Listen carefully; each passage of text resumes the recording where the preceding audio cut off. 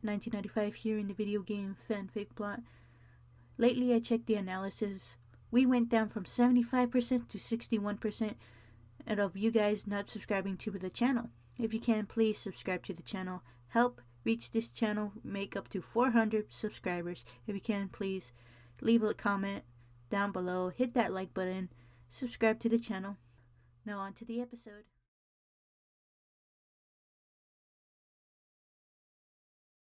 Chapter 42. Bad News and Spilling Secrets. For the most part, life had been quiet for the last few days since Rita's article. Salazar had occasionally come across someone who made a scathing remark or two, but he just shook his head and ignored them. Draco was torn about what to do, seeing as he didn't want to defend Albus, but nor did he want to agree with Harry on anything. It was quite funny to watch his inner struggle, really. However, many people had come up to him to offer sympathy and encouragement. Susan Bones even told him that her aunt, Amelia Bones, who was head of the Department of Magical Law Enforcement, had contacted her and asked Susan to tell him that if he wanted to press charges against his Mole family, that she was more than willing to look into making that happen. Salazar told Susan that he didn't, seeing as that part of his life was done with forever, and assured her that he would send a letter to her aunt explaining his decision. Salazar received a letter back from Madame Bones telling him that she understood the need to move on from unpleasant past experiences, but that if he ever changed his mind, her offer would still stand. Salazar was just thankful that there was someone out there who was willing to help out a child, instead of sending him nasty howlers full of gruesome details of what they wanted to do to him. With the exception of the occasional turning of a page, it was completely silent in the snake pit as Salazar, Godric, and Blaise sat at the tables doing homework, reading, or studying. Nora was sleeping soundly on the rock Salazar had gotten her during the summer after first year, while Hedwig and Nahum sat together on Nahum's perch. They were leaning against one another and snoozing. Emeralda wasn't with them though, because she was out hunting for food in the Forbidden Forest. She had come back many times saying she had a belly full of spiders. Salazar just hoped she wouldn't eat one of the centaurs. "Sir!" a disembodied voice shouted just inches from Salazar's ear, causing him to jerk so violently that he smeared the ink on his potion's homework. Blaise and Godric were also startled, and Godric drew his wand and stared around with wide eyes, as Blaise let out a slight yelp and dropped his transfiguration book. Nora hissed loudly, and Nahum and Hedwig squawked angrily. "Even though you are disillusioned, Severus, I can see the cheeky smirk on your face." Salazar chuckled, causing Blaise and Godric to snort as they relaxed and went about what they had been doing. Severus chuckled as well. "It's not every day I get to sneak up on you. However, there is something very important that I need to discuss with you," he said, suddenly sounding very serious. "It involves my dark mark." Salazar looked towards Severus's voice in alarm. "What's the matter?" "It's growing darker," the young man said with a bit of nervousness. "Let me see it. We can go to my room so the rest of Slytherin House won't see you," Salazar replied as he stood up. They walked the short walk to Salazar's room, and only after the door was shut, Severus finally lifted the disillusionment charm. Salazar studied the pale, nervous potions master as he lifted the sleeve of his left forearm. Salazar took his arm and held it up to inspect it. "You were right. It's definitely getting darker," Salazar said with a sigh as he leaned against the wall. "Karkaroff's is getting darker as well. He came to my office yesterday evening to show me his. He, like myself, is scared, though I did not show that I was alarmed." "You know what this means, don't you?" Severus said, looking towards his mentor as the man began to pace the bedroom. "Yes, and we can assume that the rest are getting darker as well. Has Malfoy contacted you?" "No sir, but if you want I can check with him." "I'll leave that up for you to decide. With Karkaroff readily available to us, you may not need to check with others." "Keep me posted, but have you told Albus yet?" Salazar asked. "No sir, I came to you first. Honestly, I was hoping it wasn't real, because it's been getting darker for over 2 months now, but when Karkaroff came to me last night, I knew I couldn't ignore it any longer. Salazar nodded and squeezed Severus's shoulder tightly. 4 years ago I told you it was your decision. If you want to leave the spy life, I will look into removing that mark, but if you choose to do this, it is your choice. However, you do need to tell Albus because he needs to know, but if you choose not to be a spy, you tell him point blank no. Do not let him guilt trip you into spying on Voldemort. Salazar said, looking at the young man with fear in his eyes. One slip up, Severus, and Voldemort will kill you. I don't want to bury you while you're young. He added in a whisper as he drew in a deep breath, but then he continued. I want to bury you at an old age, after you have lived a full, healthy, free, and loving life. Salazar said as his voice cracked slightly. You mean too much to me, and I can't lose you right now, my son. Severus looked at him in shock, but there was hope in his eyes. Son? Salazar nodded softly. It's been a long time since I've had one, but yes, I consider you a son. They looked at each other for several long minutes, but finally Severus nodded. Thank you, he whispered. It's been 4 years, but I'm still getting used to being wanted for me, and not for what I can do for someone. It takes time, Salazar said softly. But it's true, I love you like a son. Then he took a deep breath. I know what I want you to do, but it's not my choice to make. If you choose to stay a spy, I will support your decision. I think I will, sir, Severus said quietly. We need someone on the inside, and I'm the perfect man for the job, but I don't want to disappoint you. You can never disappoint me, Salazar said with a reassuring smile. And as I said, I will support you, but if at any time you want to quit, do so. I will not think less of you. I will, sir, Severus said with a hint of a smile on his face. Then he stood up straight and regained his professor stance. I will tell Albus about my mark the first chance I get, however at the present time, I need to make an announcement in the common room. Salazar chuckled a bit. He knew this was new to Severus and it would take a while for the young man to process it all. Instinct forced him to clamp down on any emotion until he could work it out in private later, so Salazar was not surprised by the abrupt change of subject. All right. We will wait until you enter the common room, then we will give you the chance to snarl and glare at us, before shooting the floor with a blasting hex to get our attention. Salazar said with a grin, which caused Severus's eyes to sparkle with mischief. I think you will like this announcement though, Severus said with a feral grin, as the reapplied his disillusionment charm. Oh really? What is it? You will have to wait, Mr. Potter, Severus snapped. You get no special privilege from me. Salazar threw back his head and laughed loudly as they made their way back into the sitting room. Godric was looking at him oddly, and Blaise looked curious as Salazar sat back down in his chair, as Severus headed out of the entrance tunnel. Well, his mark is getting darker, Salazar said in a more subdued tone. That means Voldemort is getting stronger, and will likely return soon. How he is accomplishing this is a mystery though. I told Severus to let Albus know, but everyone else needs to know as well. Salazar, we are in no position to have Voldemort return. We can't kill him permanently because we don't even know if we have found all of his Horcruxes yet, Godric said with wide, concerned eyes. I know, Salazar said with a deep sigh. 7 is the maximum number he can make, so unless we find out otherwise, we need to assume that is how many he has. We have destroyed the one in me, the diary, and the diadem. That's 3, so we need 4 more, Blaise said, staring at Salazar with wide eyes. What could they be? Anything, Salazar said with a sigh. And that's the problem. What do we do? Blaise asked. I mean, I know what you all are going to do, but what about us kids? Learn everything you can, Salazar said as he gazed at the young man.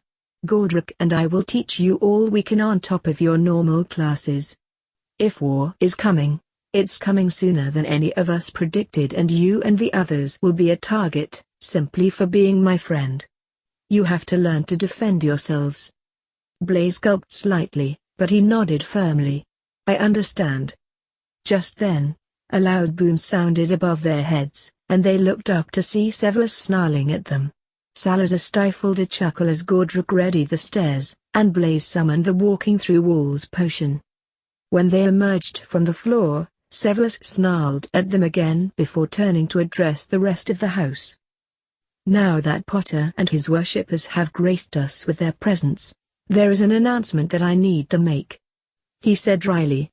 "It is a tradition of the True Wizard Tournament to hold a ball. This ball is called the Yule Ball and is held on Christmas night.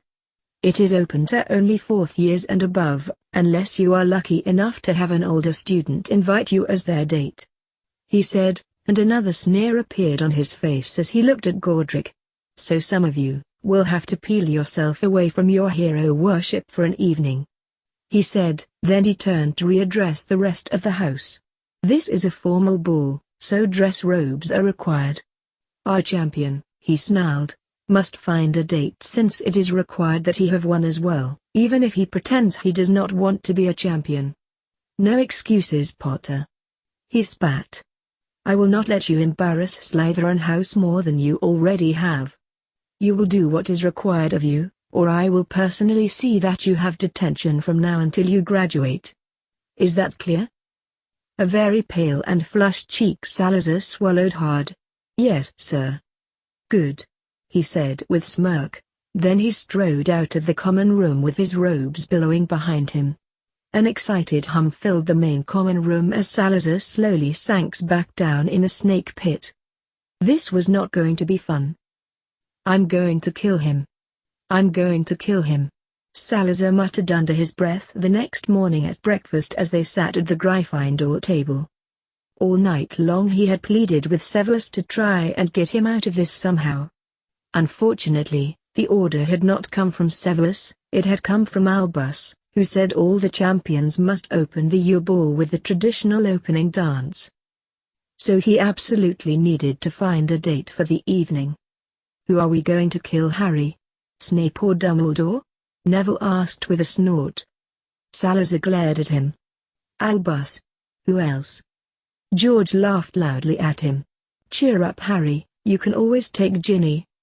Salazar turned his glare on the lad, and shot a particularly nasty horn-growing hex at him, but George managed to duck just in time. The lad burst out laughing, but everyone glanced down at the length of the table to find Ginny making googly eyes at Salazar. "I think not," Salazar said, turning to bury his head in his plate. "This would not be a problem if I was 14. The problem is, I'm not 14. I don't want to take a young lady who is going to think that we are going to end up as a couple, and nor do I want to take someone who only wants to go with me for bragging rights." "Oh Harry, you're such an idiot," Hermione said, whopping him on the arm with a book. "Take me, you dolt. I will think neither thing, and since I know the truth, it will be easier on you." Salazar sighed and looked at her. "That was my first thought, Hermione, but then I thought about it. It's not fair to you. This is your first ball, and you need to have fun. You need to go with someone whom you truly want to spend the evening with, not someone who you have to spend the evening with. You only get one fist ball, and it must be an enjoyable one. I can't do that to you." "Ah, how sweet, Salazar. I didn't know you had it in you." Godric snorted, causing Salazar to grab Hermione's book and hit him with it. Everyone laughed, but Hermione smiled softly and patted his arm. "I do want to go with you, Harry. You must believe that." Salazar smiled, and took a deep breath. "I'll tell you what, if you don't have a date before 2 days prior to the ball, then we will go together. I say that because I also don't wish to deny any young man the pleasure of your company for the evening." Then his face grew dark and he scowled. "So long as he keeps himself respectable, abides by your wishes, and keeps his hands to himself." If he so much as holds your hand in a fashion you don't want him to, I'll hex him until he cries, and will make him apologize to you while on his hands and knees, begging for mercy." Everyone burst out laughing, but Hermione blushed a deep red. She giggled a bit, and leaned over to kiss his cheek. "Yes, father," she said, causing Salazar to grin stupidly and Godric to roar even louder with his laughter. "Good," Salazar said with a firm nod. "But you must promise me that you won't deny someone who may ask simply because you are worried about me." "I promise, Harry," she said with a giggle. Salazar chuckled, but Fred grinned. "So Harry, who are you taking to the ball?" Salazar groaned and shook his head. "I have no idea." Everyone grinned and snorted. Clearly this was not as cut and dry as it seemed. It had been 4 days since the announcement of the Yule Ball, and 2 weeks until said ball. The last 4 days had been a nightmare for Salazar though, because not only did he not have a date yet, he kept getting asked to the ball by girls he had never even spoken to, and needless to say, it made him uncomfortable. Godric's constant teasing was the only thing that made him grin, though it was starting to get old now. Salazar had actually taken to walking around the castle under a disillusionment charm because of the unrelenting female student population. Moody looked at him curiously at first, until Salazar sighed heavily, cancelled his charm, and motioned for Moody to follow him. Salazar got all the way into the courtyard before a second-year Ravenclaw came up and asked him to take her to the ball. He politely said no, before reapplying the charm. Then he pointedly looked at Moody, who burst out laughing and shook his head as he walked away. Salazar honestly didn't know why the ladies kept asking him to the ball, when before, they basically ignored him. Neville said he overheard a few Ravenclaws saying it was because of the way he defeated the dragon, but Blaise said he had heard a few whispering it was because they wanted to mother him, meaning they thought he needed someone to love and take care of him. Salazar had to laugh at that because not only was it weird, but he hadn't needed a mother in a very long time. There were a few ideas about his predicament that had been voiced, each more ridiculous than the next. Fred suggested he turn Nora in a human and take her, but that was impossible to do. Remus said he should ask Poppy or Minerva, which was shot down seeing as showing up with either of them would raise more than a few eyebrows. Godric said he should just transfigure a rock and take it, but Salazar glared at him for suggesting it. Blaise had ended up asking Daphne Greengrass to the ball, and Salazar was happy for the young lad. Neville was going with Hannah Abbott, whom he had asked after their last herbology class, though the poor lad stuttered through the whole thing. Hannah was just as red-faced as he was when he asked her, but she said yes, which brought a smile to everyone's face. Hermione hadn't been asked yet, but there was still time, and as far as Salazar getting a date, he just hoped it all worked out so that he wouldn't have to take a transfigured rock to the Yule Ball. Because that would be embarrassing. To compound the problems he was currently having, everyone had been alerted to the dismaying news of Voldemort's soon return. Lily and James became frightened, but promised that they would start keeping a lower profile. Sirius, Remus, and Minerva said that they would keep their eyes and ears open, while Merlin, Nicholas, and Perenelle began brushing up on older magic that had been long forgotten, in the hopes that it would give them another advantage over the madman. The news also made the children sit up and pay a bit more attention in class. Fred and George's grades actually began to improve somewhat, and Neville seemed to sit up a bit straighter and he began to study everything he could get his hands on. Severus had gone to Albus with the news, and he reported back and said that the headmaster had paled drastically, but had nodded his head. Albus immediately told Severus that he needed to prepare himself to resume his spy duties. This had made Severus and Salazar bristle with anger, seeing as Albus told Severus to do it, instead of asking him. It was Saturday, the first Hogsmeade weekend of the year, and they were all sitting at the Slytherin table, completely ignoring the evil stares Montague, Draco, and the others were giving them. However, everyone's attention was diverted when a scowling Albus walked in. Everyone stared in shock because his long white hair and beard was standing straight up and was dyed red and gold. He actually had to physically part it with his hands in order to see where we was walking. Salazar, Godric, and everyone else burst out laughing because it was the funniest thing they had seen in a while, but Remus looked downright murderous as Albus came to a stop next to Flitwick. Albus bent down to whisper something to the charm's master, who nodded and stood up. "You can't Phileas," Remus said through gritted teeth. "It has no counter-charm, and will only wear off in 3 days." Professor Flitwick looked at him in surprise, but Remus kept right on going as he glared at Albus. "Albus, I demand to know why you have put a male redirection charm on Harry," he snarled loudly, causing everyone to stop laughing and look at him curiously. "I have done no such thing, Remus," Albus said with as much dignity as he could muster, given his present predicament. "Liar!" Remus shouted. "What are you talking about, Lupin?" Severus snapped, but he looked just as curious as Salazar did. "That prank was meant for Harry," he shouted, still glaring at Albus.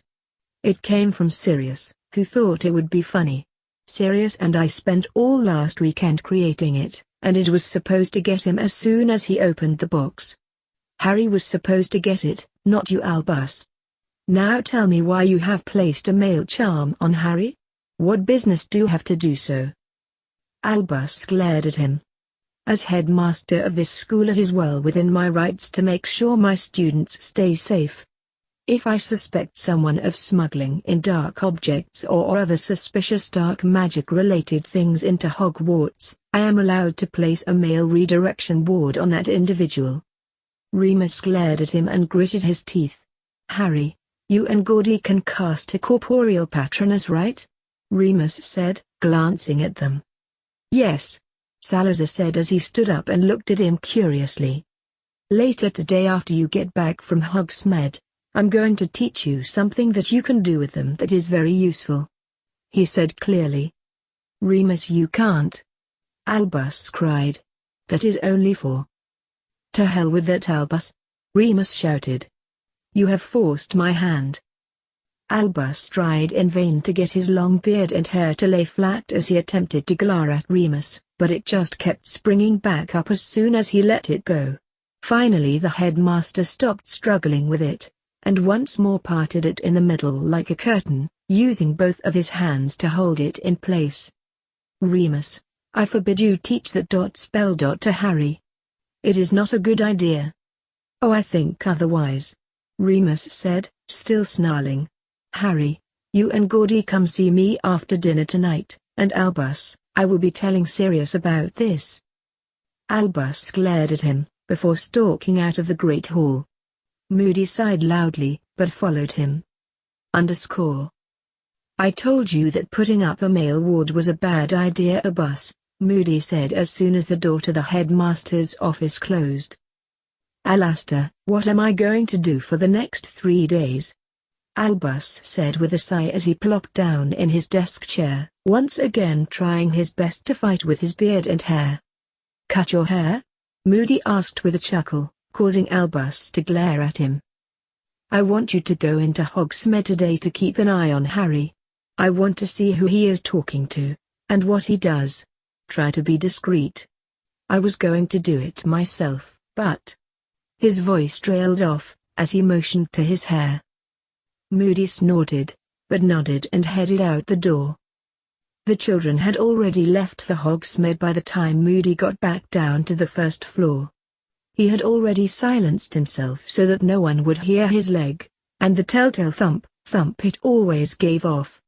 He also stopped by his room to grab his invisibility cloak so that he could sneak around, though he knew he needed to try and blend in with the crowd so that Potter's blasted snake wouldn't see him.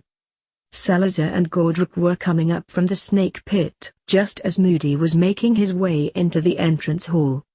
The place was deserted, but he stopped to listen to their whispered conversation. He kept his magical eye on Salazar's right robe sleeve, knowing that his Wayanora always lurked, but he was surprised to see that she wasn't there. "Albus needs to see me leave the grounds," so that he doesn't think I'm up to something dastardly. Give me 10 minutes to get home and get changed, then I'll meet you in the Hog's Head pub. Are you sure Aberforth can be trusted in knowing half of the truth? Yes, Salazar, I told you 100 times. Aberforth and Albus don't get along. It goes all the way back to what happened to their sister. Aberforth would kill Albus himself if he had the heart to do it. Besides, Albus looks down on Aberforth and belittles him at every chance. Gordrick said, shaking his head. Look, he knows about me. I've already told you that. Seeing you in the flesh is not going to rattle him a bit. I told him of my past and all that I had done. He told me that if I ever found you, to bring you. Every time I go in there for a drink he always asks me, have you found old Slytherin yet? Salazar chuckled, but then sighed. I'm still not going to tell him the big secret, Gordrick. He's too close to Albus, and I can't risk it. I understand, Salazar, trust me I do. I know, Gordrick. I'm sorry, but this is not the place to hold this discussion. We need to go. Uncle? Gordrick? May I have a word? They both looked up a bit startled as Helena floated towards them with a determined look on her face. Of course, Helena. What is the trouble? Gordrick asked, furrowing his brow. There is a young third year in Mother's house by the name of Luna Lovegood. I know she is a friend of yours, but she is having problems and is trying to hide it. She is being terribly bullied and other Ravenclaws keep stealing her things. For the last 3 days the child has been forced to go barefoot all about the castle. She can't even go to Hogsmeade today because they have stolen all her shoes and socks. She answered. Dobby. Salazar called. Mr. Harry Salazar Potter. Dobby. Salazar nearly hissed. Dobby is sorry, Mr. Harry Potter, sir, but Dobby is just excited you called for him. How can Dobby be of service, sir? The elf asked as he bounced from one foot to the next. Will you personally see that all of Luna Lovegood's things are found? They have been stolen and hidden all over the castle. Once you find everything, I want you to bring it all to the snake pit so that I can charm it accordingly, Salazar said. Of course, sir, Dobby exclaimed, popping away with an excited grin. Do you want to catch the bullies? Gordrick asked. We could use the charms we used to put a stop to that sort of rubbish. Exactly what I was thinking, but I also want to put the anti-theft charm on her things too, so that if they continue to steal them, Luna's things will automatically be returned to her. Gordrick nodded and turned to Helena. I want you to alert Professor Flitwick to this problem, and ask him to address the issue. Don't give names, just bring the problem to his attention. If, when he calls for a meeting in Ravenclaw Tower, I want you to attend, then report back to us, please. Of course, Gordrick, she said with a smile and a nod. I shall do so as soon as I see Professor Flitwick. She turned away, and floated through the opposite wall, leaving Gordrick and Salazar to shake their heads. It seemed no matter how much time had passed, things like this would always happen. Hog's Head, 10 minutes. We've lingered long enough, Salazar said, taking a nervous look around the entrance hall. Meet you there, Gordrick replied. Gordrick disillusioned himself and headed towards his house, but Salazar stayed in full view as he headed for the front gates so that he could apparat to his flat. They both needed to change their clothes so they could return to their adult forms. Moody, however, stood gobsmacked as he watched Salazar run towards the front gates. His mind was whirling with everything that he heard, but there was one thing that he did know. He was going to be at the Hog's Head pub in 10 minutes. When Salazar got to the Hog's Head, he entered the dingy pub cautiously. He had on a dark green robe with the hood pulled over his head, so that no one could see his face. The pub was empty, except for Gordrick, who was already at the bar joking with a man that looked a lot like Albus, though just a bit younger. When the door opened, Moody, who was disillusioned and under his invisibility cloak, looked up in shock as Gordrick laughed loudly. He had snuck in when the last customer left the bar, and he was certain that no one knew he was there. And the bald-headed fool graces us with his presence. He laughed. Salazar, we were just discussing ways of permanently turning Albus into a goat. What say you? Salazar pulled back his hood, and took a look around before chuckling. I think you have already had too many shots of fire whiskey. Then he looked at Aberforth. Don't you know that bloody Gryffindor can't hold his liquor? He'll be drunk before you can say Quidditch. Aberforth laughed loudly. He told me he finally found you, he said, holding out his hand. Aberforth Dumbledore, sir, but you can call me Abe, and I'm very pleased to meet you, Mr. Slytherin. Salazar, please. Mr. Slytherin seems too obvious. Salazar chuckled. And it's nice to meet you as well. Or you can call him bald-headed fool. Godric teased. He had hair last time I saw him. I think he burnt it all off in an accident, to be honest. And I think you are delusional. Salazar laughed. Being bald is a personal choice. So he says. Godric grinned. Give him a fire whiskey, Abe. He needs to loosen up. Aberforth chuckled and plucked a glass from behind the counter before pouring the whiskey, but then he looked at Godric and grinned.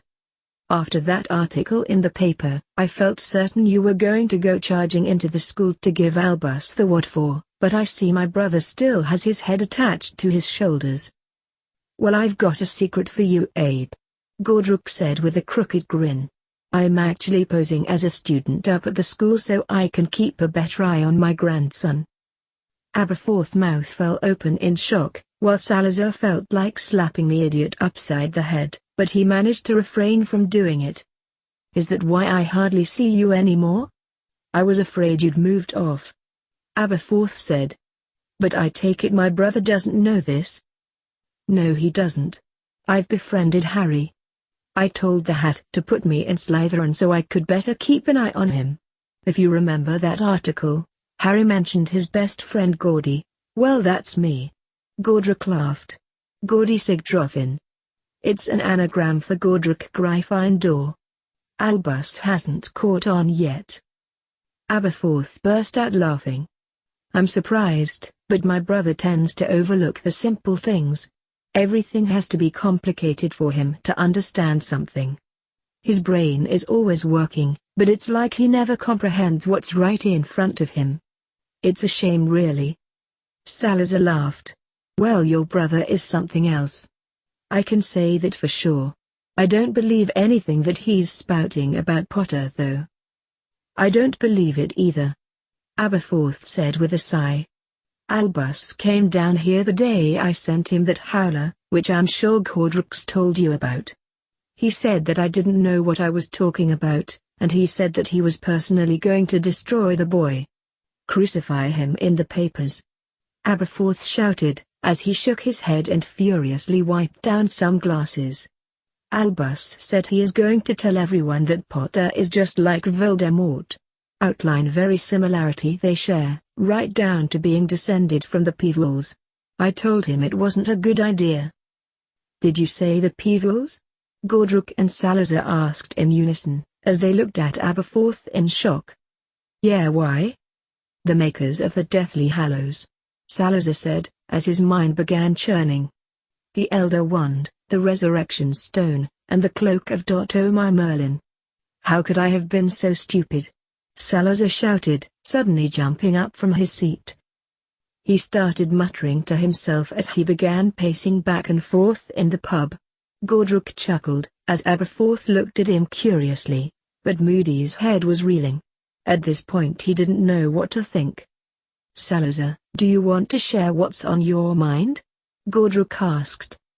Salazar waved him off, but then he pinched the bridge of his nose and looked at Aberforth, then back to Godric, before pinching the bridge of his nose again. Then he sighed. Damn it, Godric, I could kill you. Godric looked at him oddly, but Salazar sighed again. During first year, I got a present from Albus. The note accompanying it said that my father let him borrow it before he died. It was an old invisibility cloak that James said had been in his family for many generations. I didn't think anything of it. nor did I realize just what James had said when I returned it to him. Gordruk furrowed his eyebrows in confusion. But invisibility cloaks don't last that long. Most began to fade in a few months, depending on the charms placed on them. I know that, but that didn't occur to me. The Potter's Cloak of Invisibility is one of the Deathly Hallows. Only the Cloak of Invisibility can withstand time, Salazar said, looking at his friend and shaking his head. Do you know what that means? If the Potters are related to old Ignitus Peveril, who made the cloak, then that would make Voldemort related to Cadmus. Everyone alive during that time knew the story of the Peveril brothers. Gordruk said. Then he sighed heavily. I sought the Elder Wand for years hoping to find it. I thought that if I held the Elder Wand that it would be strong enough to break the immortality spells, and that I could finally kill you for leaving us, after torturing you properly first. He admitted with a sigh. But I never found it, and I'm glad I didn't. Salazar gave his best friend a weak smile, but he patted him on the shoulder. I'm glad you didn't find it, for both our sakes. Indeed. Gordruk said with a nod as he smiled at Salazar. Antioch Peveril, who made the Elder Wand, never had children, so that means Voldemort is descended from Cadmus Peveril, maker of the Resurrection Stone. That means someone in Voldemort's family has the Resurrection Stone, Salazar said. 10 Galleons says Voldemort has it, seeing as he is the last of my line. At some point, the Slytherins must have married into the Peveril family. But why would Voldemort want it? Gordruk asked in confusion. He's scared of death, hence all the Horcruxes. I mean, all the stone does is bring loved ones back from the dead, and it barely does that. Besides, something tells me he wouldn't want to have a mother-son chat. True. Salazar said. Albus has, or had, the Elder Wand. Aberforth said suddenly, causing both founders to stare at him. What do you mean? Had? Gordruk asked. Harry Potter snapped it when Albus tried to obliviate him at the end of second year. Aberforth said. He came down here wanting a drink, and began raging about how the boy was stupid for doing it. The old wand maker, Gregorevich, had it before Grindelwald stole it from his shop. Albus won the Elder Wand from Grindelwald after their duel. Gordruk stared at Aberforth for a long minute, but Salazar burst out laughing, and after a moment, so did Gordruk.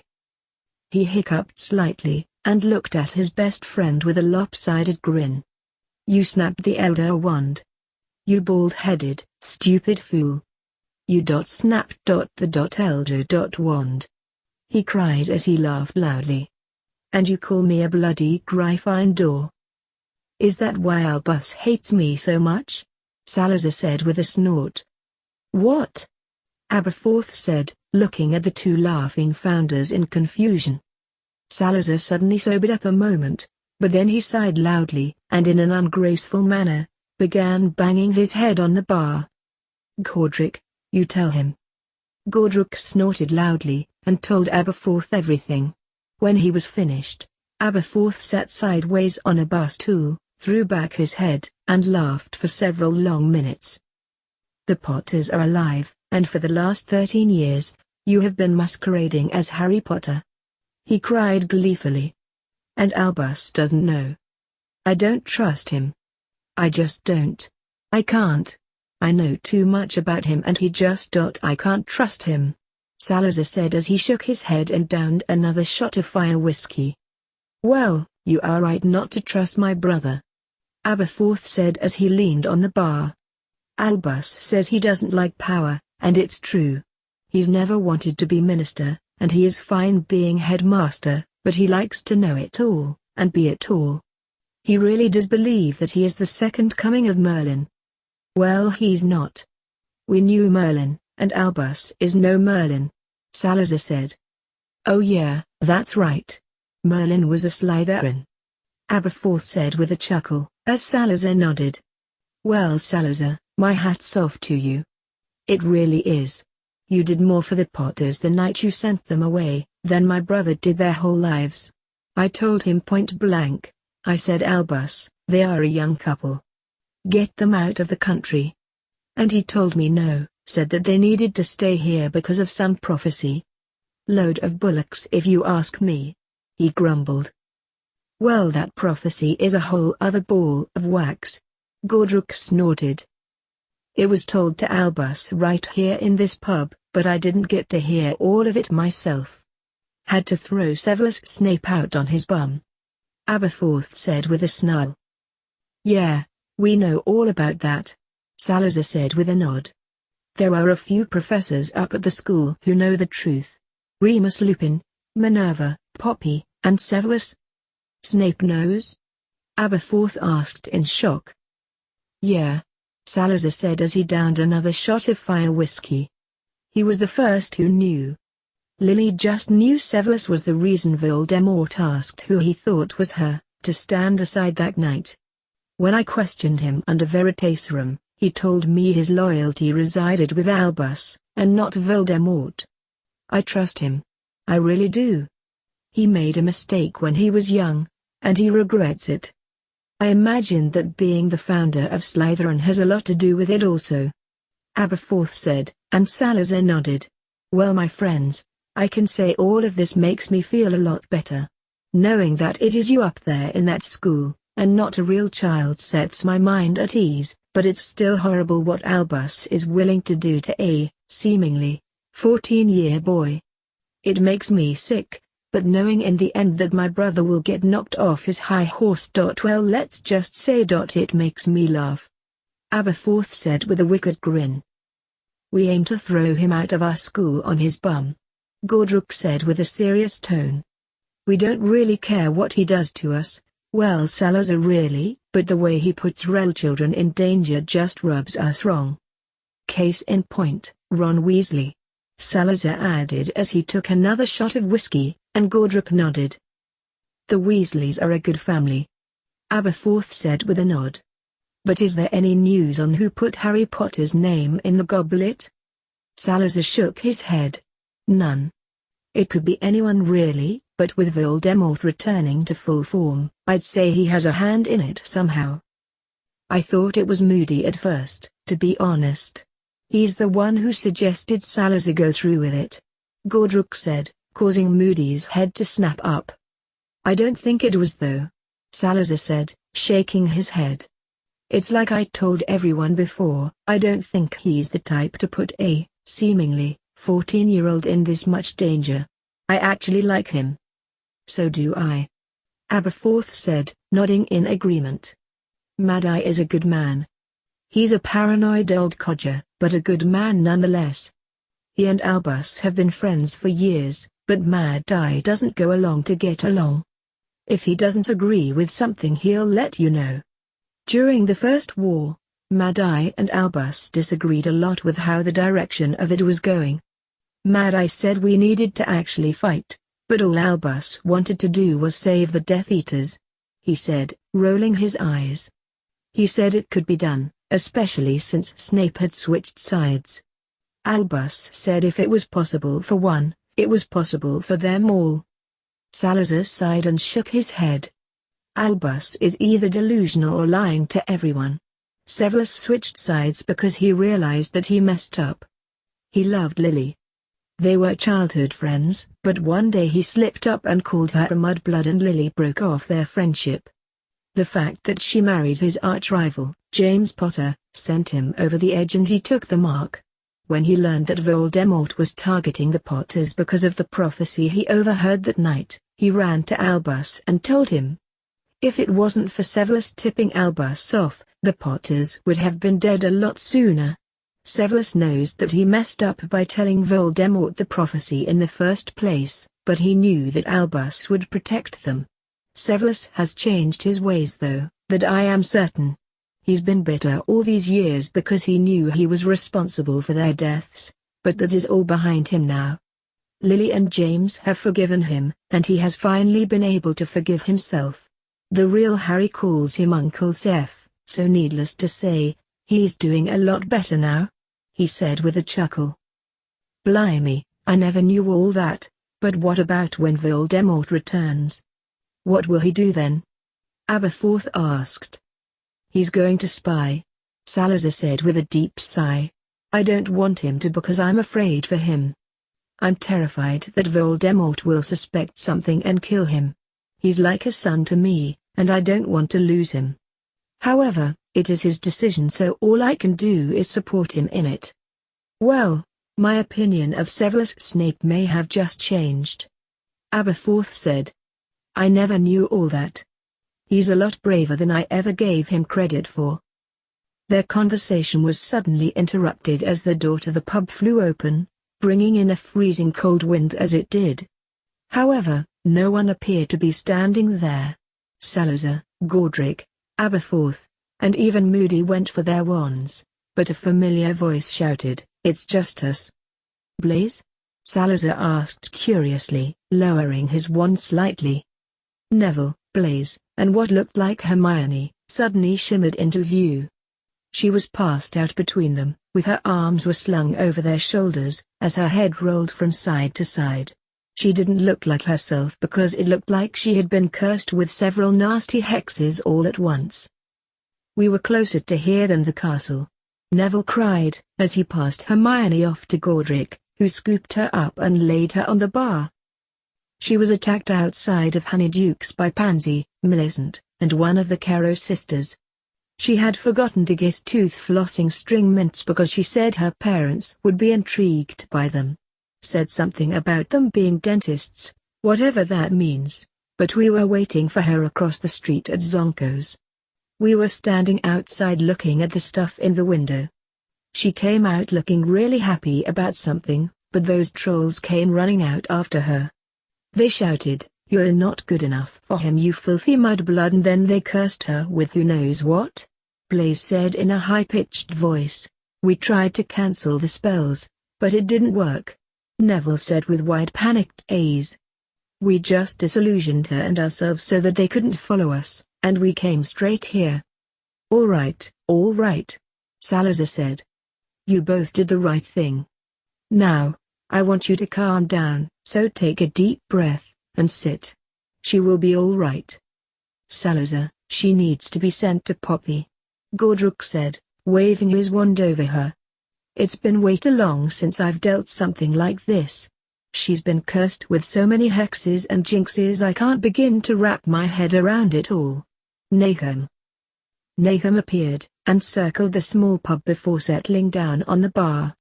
He looked over the scene, and thrilled lightly, which sent a calming effect throughout the pub.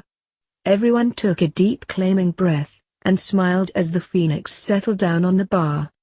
Nahum, will you be willing to take Hermione to Poppy? Godric asked, and Nahum nodded. Please take Neville as well so he can explain what happened to her. Nahum nodded again, and gently settled on Hermione's chest and grabbed her winter cloak with his talons. Then he waved his tail feathers at Neville, who grabbed hold of them.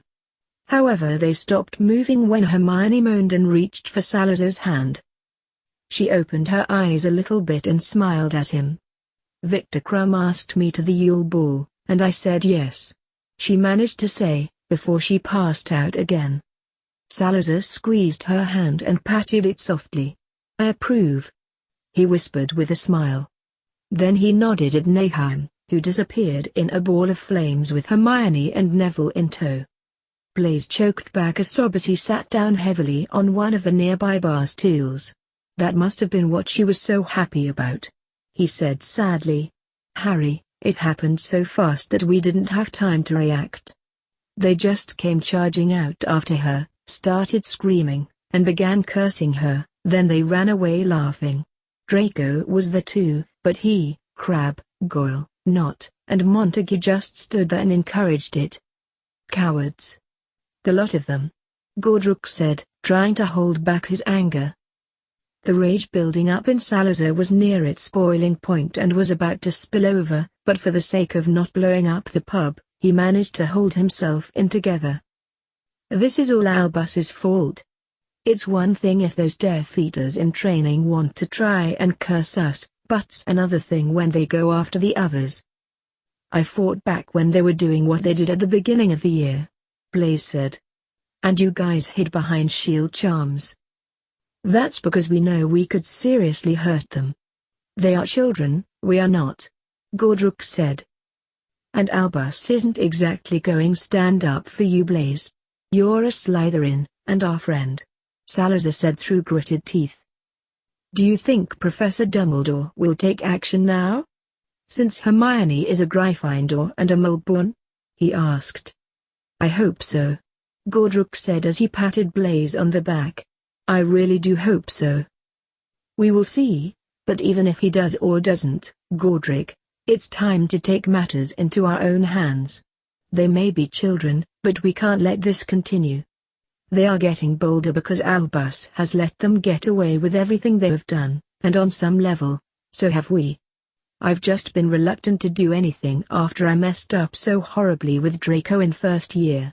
Salazar said with a sigh. But as I said, we need to do something. I agree. Gordruk said with a nod. My brother has really messed things up for a lot of people. Aberforth said sadly, as he handed Blaze a lukewarm butterbeer. Drink up, lad. It's on me. Yes, he has. Gordruk said. Blaze, you finish your butterbeer. Then we need to go so we can get changed back into your other forms. I want to see how Hermione is doing. I do too, but we need to sober up a bit first. Salazar said as he rubbed his eyes. If we walked into the hospital wing tipsy, Poppy would turn us both into teacups and take great pleasure in gifting one of us to Minerva for Christmas. And you still have to get Nora from the Minions sometime today. Gordruk chuckled. Salazar laughed. Yeah, she said she would have more fun with them because she wanted to see all the jokes in Zonkos. She is planning to get revenge on Albus for snooping through our mail. Gordrick, Aberforth, and Blaze laughed, while Moody silently chuckled. They mostly sat quiet for the next few minutes and waited for Blaze to finish his butterbeer. During this time, Salazar asked Aberforth for an oath, promising to keep the secret, and Aberforth gladly did so. Then he offered his help and said if there was anything he could do for them, to let him know. After they had left the bar, Aberforth went into the back room to bring out more bottles of fire whiskey to get ready for the evening crowd.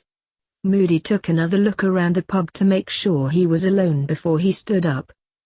Albus, you really have no idea who you are dealing with, he muttered with a sigh, as he quietly slipped out the pub. He made his way slowly through the village and thought about what he learned. He needed some time to think about everything.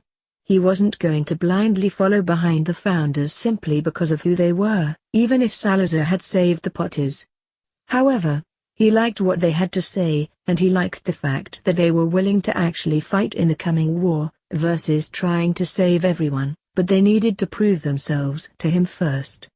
He knew they weren't evil though, there was just too much evidence to contradict that. It also made everything they said and did make much more sense. They were founders, so of course Hogwarts wasn't going to stop the work they did for the Snake Pit. Of course Potter could control Slytherin's basilisk, and it made sense why Peeves called them Lord Gryffindor and Lord Slytherinus, which is something that had greatly confused him. It also made sense why they were able to do things they shouldn't, and why it seemed that they showed off. Potter and Ruffin weren't showing off, they were teaching. Moody sighed as he reached the gates of the castle. He wasn't going to tell Albus about any of this. It was too risky, and he wouldn't want to be the downfall of 13 years of hard work. He knew if someone did that to him, he wouldn't think highly of them. He hid what he had learned behind his occlumency shields, and with a sigh, he began to make up a story to tell Albus as he made his way up to the castle.